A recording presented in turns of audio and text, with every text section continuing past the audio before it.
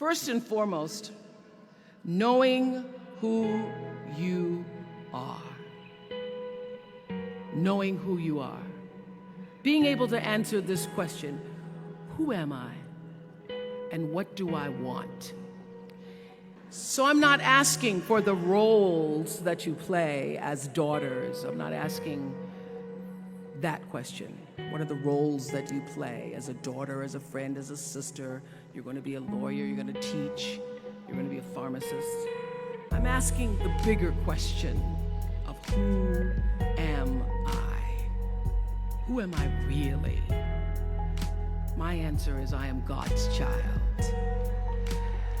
I am that which is born of all that is. I am, as Pierre de Chardin said, a spiritual being having a human experience. Come trailing the breath of the ancestors yet, but trailing the breath of the angels. And understanding that because I am connected to the source of all that is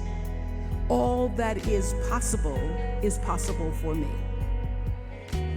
That's who I am. And what do I want? I don't want to just be successful in the world. I don't want to just make a mark or have a legacy.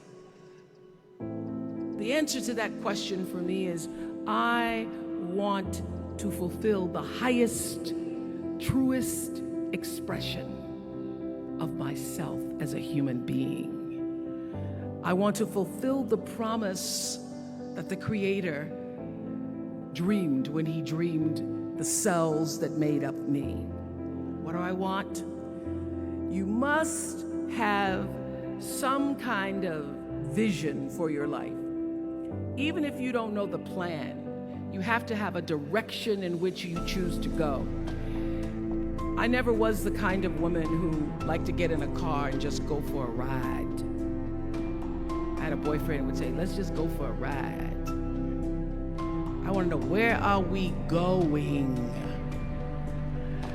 Do we have a destination? Is there a plan? Or are we just riding? What I've learned is that's a great metaphor for life. You want to be in the driver's seat of your own life, because if you're not, life will drive you. So, knowing who you really are in this space and time that we embody. That's number one. What do you want? Who are you? Number two, you must find a way to serve.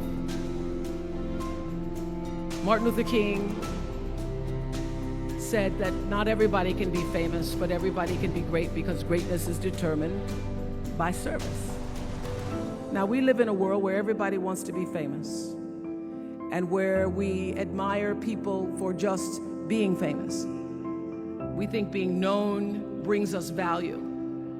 The truth is, all of that will fade in time. That I went back and I took a long look at what it was I was doing on TV, and made a decision that I was no longer going to just be on TV, but I was going to use TV as a platform, as a force for good, and not be used by TV. And I will tell you, my decision to make that significant change in the way I operated on television, using television as a service, changed my career exponentially. Service through medicine, service through art. Using whatever it is you produce, your product, as a way of giving back to the world. When you shift the paradigm of whatever it is you choose to do to service, and you bring significance to that, success will, I promise you, follow you. Service and significance equals success. Number three, it's so simple, but so hard to do. always do the right thing. Always.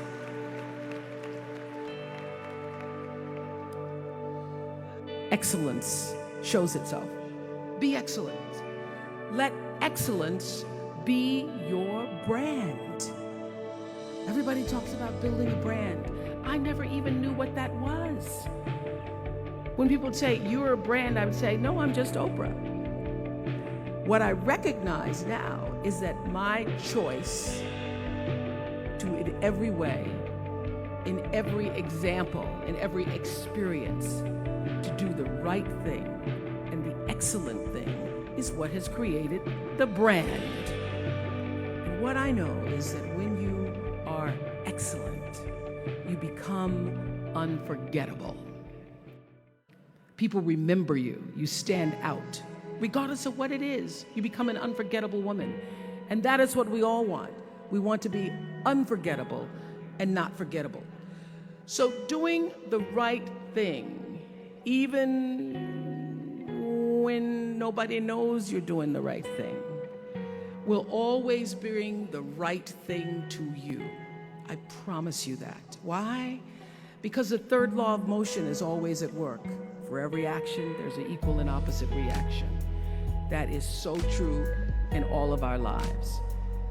Everything you even try to do to me, already done to you.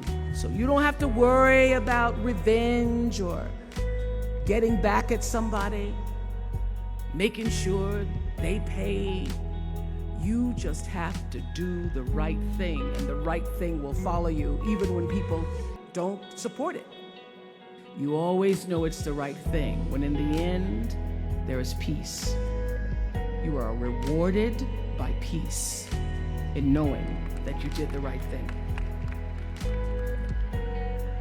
The most important thing I have come to know in doing the right thing and making the right choices is understanding what we talked about yesterday. All of you leaving here have the potential for enormous success. There's a price that comes with that. People don't always like you, and they're not always happy for you. So my greatest advice to you is to surround yourself with people who are going to fill your cup until your cup runneth over. So when people say you're so full of yourself, you can say, yeah. Yes, I'm full. I'm so full, my cup runneth over. And to know that once your cup runneth over, you cannot spend your life with your gallon-size offerings, offering them to pint-sized people.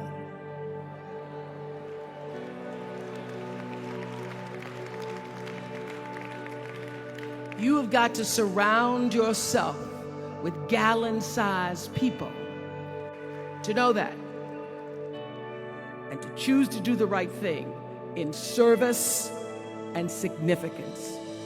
I promise you, you will create a vessel of service for yourself first, because you have to honor yourself first. You have to give to yourself first, otherwise you have nothing to give away.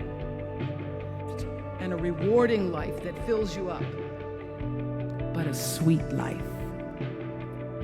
That's what you want.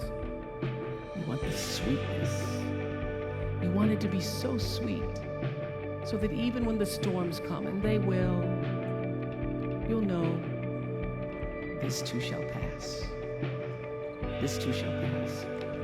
The storm is passing over, and you shall not be moved, because you know who you are.